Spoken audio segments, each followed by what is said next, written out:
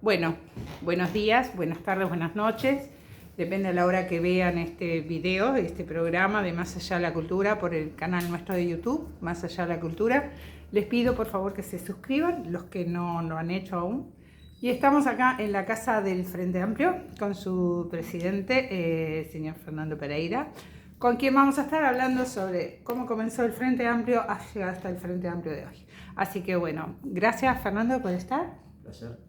Y bueno, vamos a hacer un poquito la historia del Frente, no toda, pero sí a grandes rasgos, de cómo comenzó allá en los 71, hace ya 55 años ya, qué bárbaro.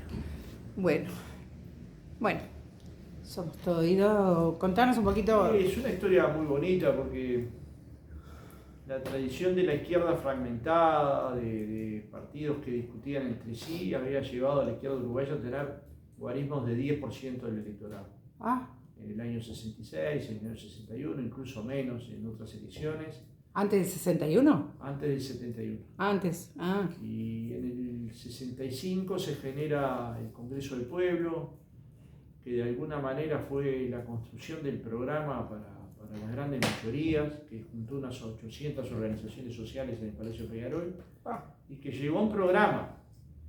Y ese programa obviamente lo incorporó el Frente Amplio, ni bien se formó en el año 71, el 5 de febrero del 71, hizo su primer acto público el 26 de marzo, y pasaron cosas muy curiosas. En la izquierda uruguaya participaba el Partido Demócrata Cristiano, el Partido Comunista, esas cosas que decían que no se podían juntar, marxistas y cristianos en la misma habitación, no era posible. No, más bien. Lo que se llamaría el socialismo democrático, que venía de los partidos tradicionales como CELMAR, gente que venía de la lógica del Partido Nacional, y como Erro y como tantos otros, gente que provenía de los partidos históricos del Uruguay, el Partido Socialista, el Partido Comunista, y anarcosindicalistas, y eso todo entró en una coalición y movimiento que se llamó Frente Amplio, que pasó a tener la lógica de un partido testimonial, que era fuerte en su testimonio, en su expresión, pero que no pujaba por gobernar, a un partido que creía que tenía oportunidades de cambiar la historia del Uruguay. Y esa iniciativa del 71, liderada por todos estos partidos, pero que de alguna manera se identifican en la figura de Liber Sereni, de Ronnie Arismendi, de Juan Pablo Terra, de Álvaro Roballo, de Selmar, de Erro, construyó una épica muy importante, que era posible que la izquierda construyera un proceso que pudiera transformar el Uruguay. Nombrar a estas personas, nombra a Héctor Rodríguez, estaba Pepe Delía, o sea, gente de mucho valor intelectual, y era candidato a vicepresidente del doctor Protollini, sí, muy querido en la medicina, y era candidato a Montevideo, Villar. el doctor Hugo Villar, tipo muy entrañable. Yo lo acompañé hasta que dejó físicamente. Era un hombre que iba mucho al PIT-CNT, sí, cuando yo era presidente de la Central Obrera.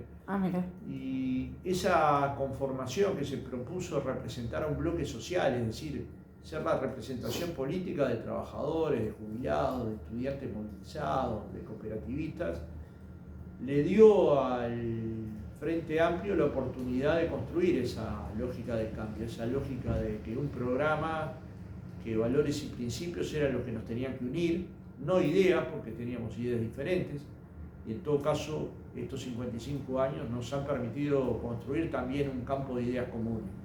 Hoy se podría decir, como manifestó Carolina Cose, yo soy Frente Amplista. ¿Cómo te definís ideológicamente? Le preguntaron a Carolina Cose, dijo, yo soy Frente Amplista. Y yo concuerdo mucho con eso, yo hoy soy Frente Amplista. Y es una forma de sentir, de pensar y de vivir el mundo, y el Uruguay en particular. Vino la dictadura militar, significó un destrozo de nuestras familias. Totalmente. Muchas de nuestras familias se fueron del Uruguay o quedaron presas, o muchas familias, como ustedes saben, como vos sabés, fueron desaparecidos uno de sus familiares ¿Se sabe? y todavía los estamos buscando. Hemos encontrado 46 de los 205. Ah, Falta un tramo largo, pero hay muchas generaciones en esa búsqueda. por suerte. Esa dictadura se propuso eliminar a la izquierda, se propuso eliminar al Partido Comunista en particular, con el plan Morgan y con otros planes a distintos sectores de la izquierda. Y como me dijo bien un día un preso político, Félix Díaz, que era dirigente portuario, me dijo que en la cárcel no le preguntaban a qué partido de la izquierda pertenecía. Era todo lo mismo. A todos los trataban igual. Sí, sí. De mal. Entonces, de alguna manera, nunca me contó mucho de la intimidad carcelaria, pero sí dejaba entrever la importancia de la unidad del Frente Amplio, aún en esa peripecia, la de estar privados de libertad, la de ser torturados, la de ser presionados. Luego en esa primera elección de 71, el Frente Amplio duplicó su votación, pasó del 10% al 20% del electorado. Y en el 84, con muchos dirigentes proscriptos, incluyendo a Aníbal Sereni, volvió a tener 20% del electorado. Una cosa que fue prácticamente milagrosa, nos habían excluido, no nos dejaban mostrar las banderas, teníamos la mitad del Frente Amplio proscripto. Me acuerdo muy bien que fueron candidatos Crotugini y Pepe Delía, y Pepe Delía además se agarró una hepatitis, o sea, que apenas pudo acompañar la campaña, y el Frente Amplio volvió a sacar ese 20% de los votos. Y a partir de ahí hubo un crecimiento sistemático de la votación del Frente Amplio. En primer lugar, en la siguiente elección ganamos la Intendencia de Montevideo, en el 89, con Tabaré Vázquez. Sí.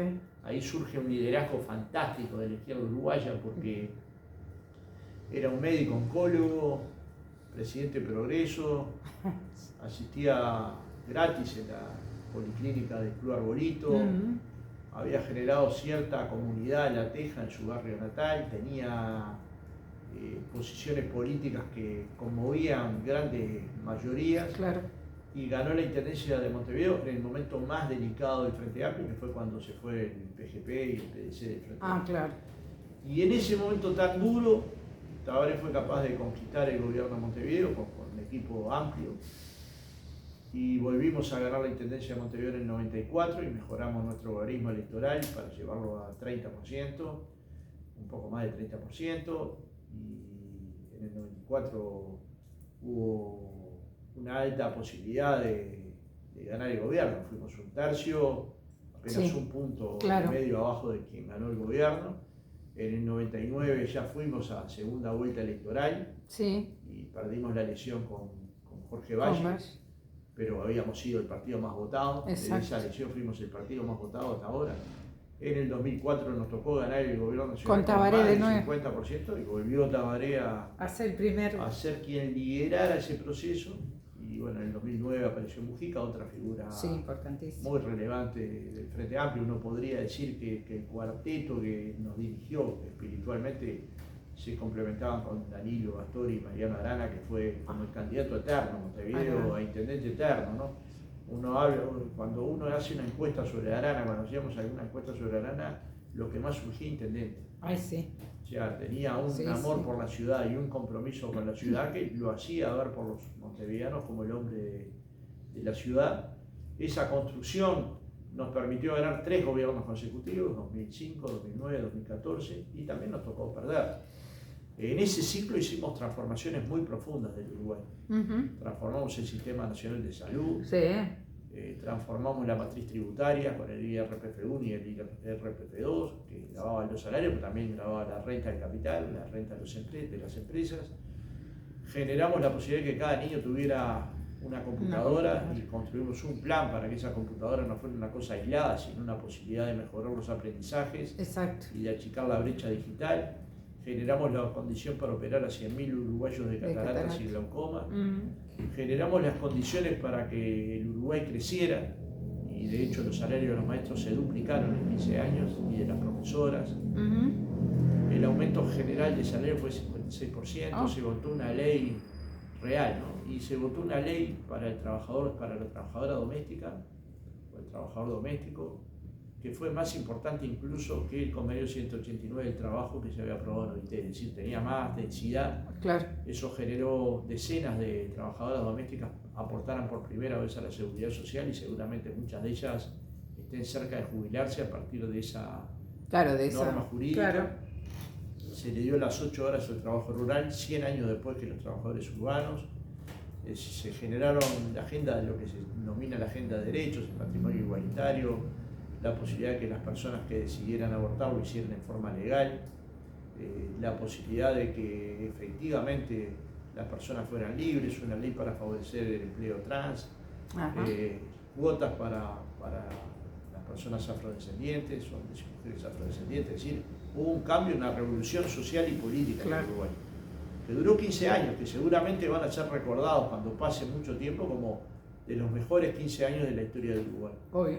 Y después nos tocó perder, hicimos una autocrítica severa y uno de los temas que quedó más claro es que habíamos estado alejados de la gente y 5 años después nos tocó volver al gobierno y volvimos al gobierno de la mano de Yamandu Orsi y estamos en el primer año de gobierno tratando de otra vez de transformar la realidad. Otra vez volvieron a subir los salarios por año 16 de gobierno frente amplista, se generaron 26.000 puestos de trabajo, generamos el plan bono escolar que ya le llegó 170.000 niños y niñas, generamos una política para seguir grabando al que tiene más con el impuesto mínimo global a las transnacionales y con el impuesto a las transacciones en el interior del país y una cuota menor que lleva el impuesto denominado TEMU, que es a las compras vía online para que la competencia no sea tan desleal como lo es.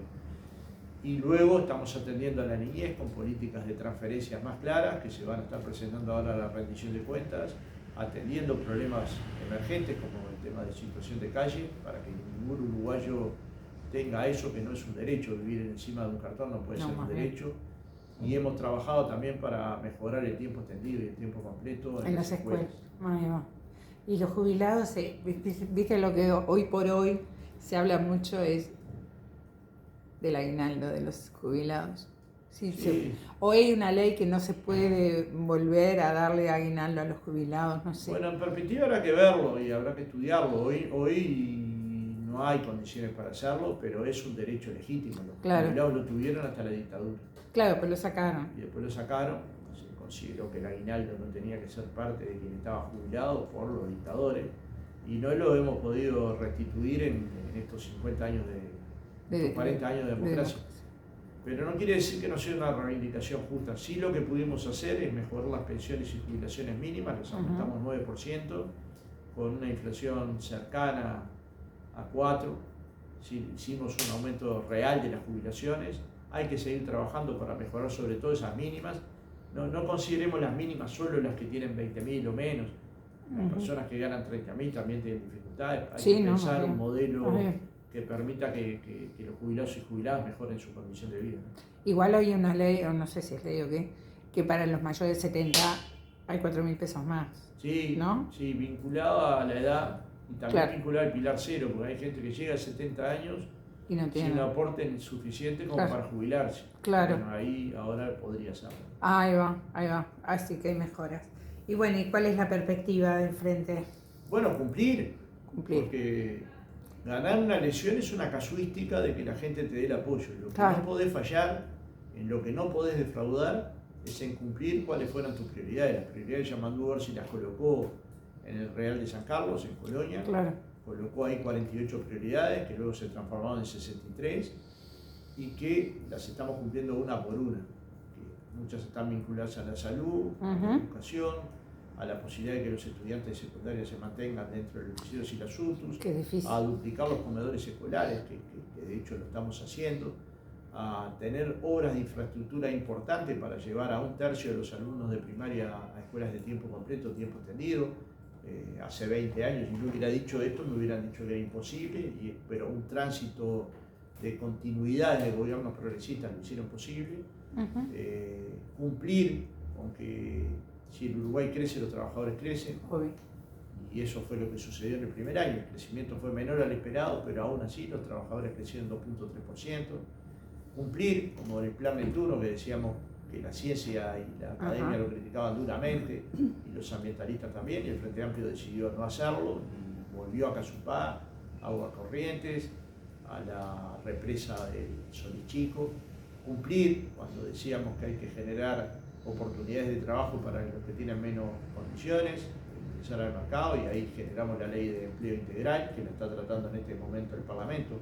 Cumplir con lo que habíamos dicho en el periodo anterior, que nosotros si ganábamos íbamos a intentar a votar una ley de muerte digna. No es un proyecto nuestro, es un proyecto del Partido Colorado, de Ope Pajé, pero que no había logrado los votos de la coalición. Es más, no había logrado que lo trataran. Sí. Frente Amplio no solo lo trató, sino que lo aprobó en el primer año de gobierno, con votos del Frente Amplio y del Partido Colorado, y da derechos a las personas a decidir libremente en qué momento pueden decidir terminar una vida que está teniendo dolores insoportables, digamos. Sí. No es por cualquier motivo. No es opcional, no es una decisión, es una cuestión que está vinculada a fuertes dolores o a enfermedades terminales. Y estamos cumpliendo. El problema es que además de cumplir con la agenda de gobierno, con lo que es el plan de gobierno, hay que tener una gestión política de las cosas que se hacen para que no pasen desapercibidas. No puede pasar desapercibido que a partir del diálogo social y de la presentación del proyecto de ley, 1/3 de los jubilados, si se aprueba la ley, va a tener derecho a jubilarse con las mismas condiciones que antes de votada la ley 20.130, es decir, con el mismo ingreso jubilatorio. Y eso nos permite, dentro de un tiempo, podernos mirar a la cara y decir, supimos cumplir. Después el resultado electoral siempre es muchas sensibilidades y emociones. La emocionalidad juega mucho en la política. Pero lo que no nos puede pasar a un partido de izquierda, siempre los partidos de izquierda cumplen. Lo que prometen, lo cumplen. ¿Y vivienda? También se duplica. ¿Tanta casa abandonada por ahí? Bueno, está el proyecto de ley del senador Andrade para que las casas y otros legisladores del FAN, para que las casas que están abandonadas y tengan deudas que tengan el mismo valor que la casa o más, de alguna manera se las quede el Estado para entregárselas a las personas que no tienen vivienda. A las cooperativas. Eso se está trabajando intensamente. Por otro lado, va a haber el doble de presupuesto para lo que llamamos nosotros asentamientos. Va a haber 67.000 soluciones habitacionales, esto es entre viviendas nuevas vinculadas a la cooperativa de viviendas por ayuda mutua u otros métodos cooperativos, pero también a la construcción de nuevas viviendas. Eso implica un crecimiento importante de la cantidad de viviendas, pero la realidad es que tenemos 100.000 uruguayos sin vivienda y más de 100.000 viviendas desocupadas. Totalmente. O sea, acá no hace falta viviendas, hace falta que las viviendas sean ocupadas por personas. Y eso es lo que genera muchas veces injusticia social, ¿no? Uno ve una casa tapiada y ve una familia que está viviendo en la calle. En situación de calle. De calle es un fenómeno más complejo, pero imagínate las casas que no tienen piso, o que no tienen baño, o que no tienen condiciones mínimas. Sí, claro. Y después está esto de que no se sabe muy bien, lo de la vivienda promovida, ¿verdad? De que se hacen tantos edificios y la mitad están vacíos. No sé, eso no sé cómo es. Si eso se va a seguir, porque todos los días hay un edificio. Que se construya. Al principio fue un objetivo social, de que algunas de las viviendas que se construían tuvieran un carácter social. Ese objetivo se cumplió muy parcialmente, pero sí se cumplió el objetivo de ser una generadora de empleos. Sí. O sea, la cantidad de empleos de la construcción que genera este modelo, entonces hay que tener una mirada que no está vinculada tanto a la vivienda social, sino más bien a la vivienda de alquiler o a la vivienda de especulación financiera o de ahorro, pero que finalmente construye muchos puestos de trabajo. Que eso no quiere decir dejar de lado la política de vivienda, porque como ya dije, hay 67.000 distintas soluciones habitacionales. O sea que, bueno, estamos encaminados y lo que pasa es que hay mucha manija en contra también en las redes, ¿no? Y las redes son bravísimas. Y cambiaron el mundo, nuestra forma de vivir, nuestra forma de convivir. Yo no las uso mucho, publico alguna cosa en mis cuentas, pero no las uso mucho porque creo mucho en la mirada del otro, en mirar con franqueza al otro, en conversar con el otro. No creo que nuestra comunicación se pueda centrar solamente a través de las redes sociales. Pero... Además hay muchos estudios que dicen que ha cambiado nuestro propio lenguaje, nuestra forma de transmitir, nuestro odio, nuestros extremos, que son siempre muy delicados. El ser humano es primero emocional y después racional. Si esas emociones están restringidas a un aparato celular, a una tablet, probablemente nos dañemos. Si, como me han dicho actrices y actores, la gente está en el teatro mirando el celular, o como me han dicho, increíble, que las personas estén mirando una una obra y al mismo tiempo Sí. la estén mirando en el Eso celular. es verdad.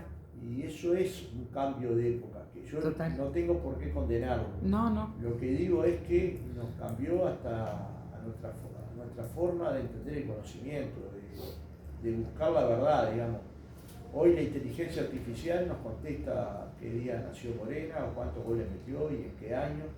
Exacto. Y eso antes era un ejercicio intelectual de búsqueda, de ir a la No, biblioteca. ahora te lo facilita el chat Y GPT. eso que tanto te facilita probablemente nos esté generando sociedades más complejas, no mejores ni peores, más complejas, que la izquierda se tiene que animar a interpretar para poder cambiar las cosas que hay que cambiar. Porque Claro. finalmente, si lo que prima es el individualismo, el discurso del odio, solo puede haber derecha.